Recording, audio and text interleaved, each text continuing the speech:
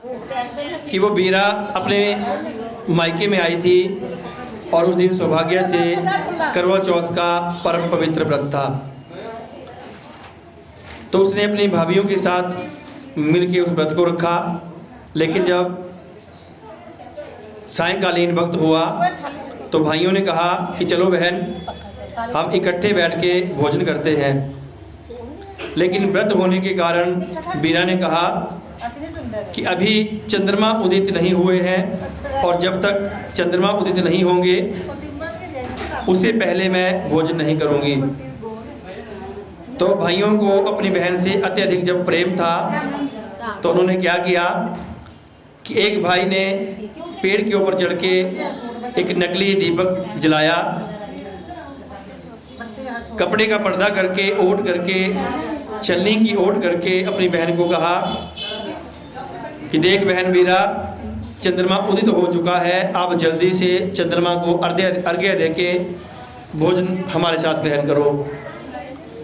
अब उस बेटी बहन बीरा ने भी वैसा ही किया, उस नकली चंद्रमा का ध्यान करके अर्घ्य दे दिया और अपने भाइयों के सहित भोजन करने के लिए बैठ गई। अब जैसे ही वो भोजन करने लगी तो भोजन के बीच में से बाल निकल आया, अपशगुन हो गया। और उधर ससुराल पक्ष से संदेश आ गया कि आपके पति को गंभीर बीमारी हो गई है, आप शीघ्रता से अपने घर को आए।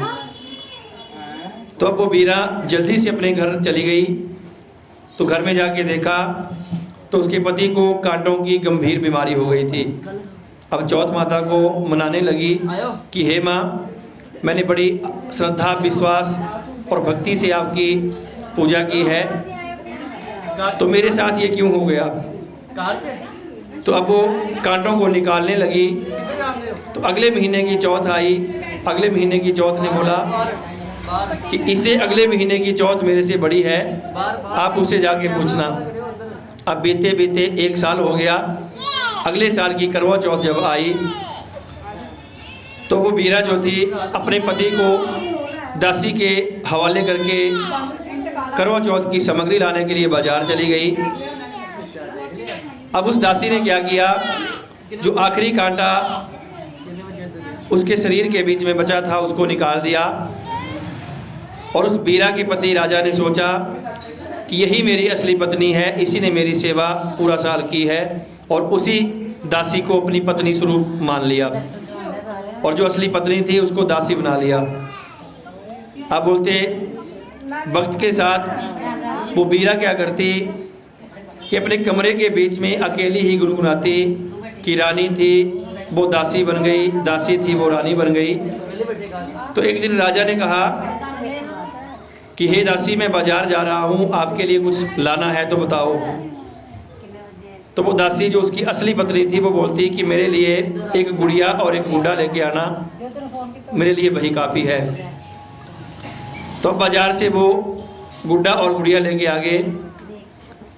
अब बीरा अपने कमरे में गई और उनसे बात करने लगी, गुनगुनाने लगी। तो राजा ने वो सुन लिया। तो राजा ने पूछा कि आप किसकी बात कर रहे हो, किसकी कहानी इन गुंडे और गुड़ियों से करते हो। तो वो बीरा बोलती कि मेरे साथ यही हुआ है, मैं आपकी असली पत्नी थी जिसको आपने दासी बना लिया, और ये जो दासी थी उसको आपने पत्नी मान लिया। तो अब राजा को अपने किए के ऊपर पश्चाताप हुआ और परीक्षा लेने के लिए उन्होंने क्या किया, एक चादर को बिछाया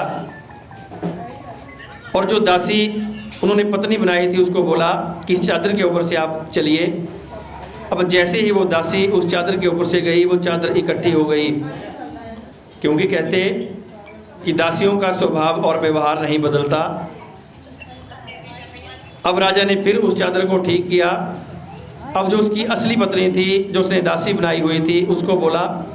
अब जैसे ही वो उस चादर के ऊपर से गुजरी, चादर बिछी की बिछी रह गई और राजा को एहसास हो गया कि मैंने कितनी बड़ी गलती की है, मेरी असली पत्नी यही है। तो अब उसने अपनी पत्नी को, जिसको दासी बनाया था, उसको पत्नी स्वरूप ग्रहण कर लिया। तो जिस प्रकार उस बीरा को अपने सुहाग की प्राप्ति हुई, माँ भगवती गौरा जो है वो आपके भी सुहाग की रक्षा करें, आपके सुहाग की दीर्घायु हो, आरोग्यता की उनको प्राप्ति हो, सभी प्रकार के दुखों से उनको छुटकारा मिले, निवारण हो। और माँ भगवती गौरा आप सबके सुहाग की रक्षा करें। जय माँ गौरा। बोलिए शंकर भगवान की जय।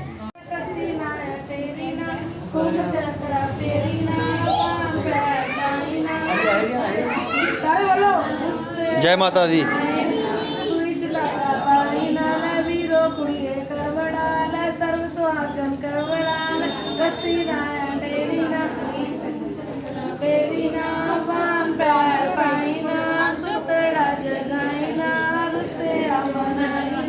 सुई धागा पाई ना, कत्ती ना तेरी ना।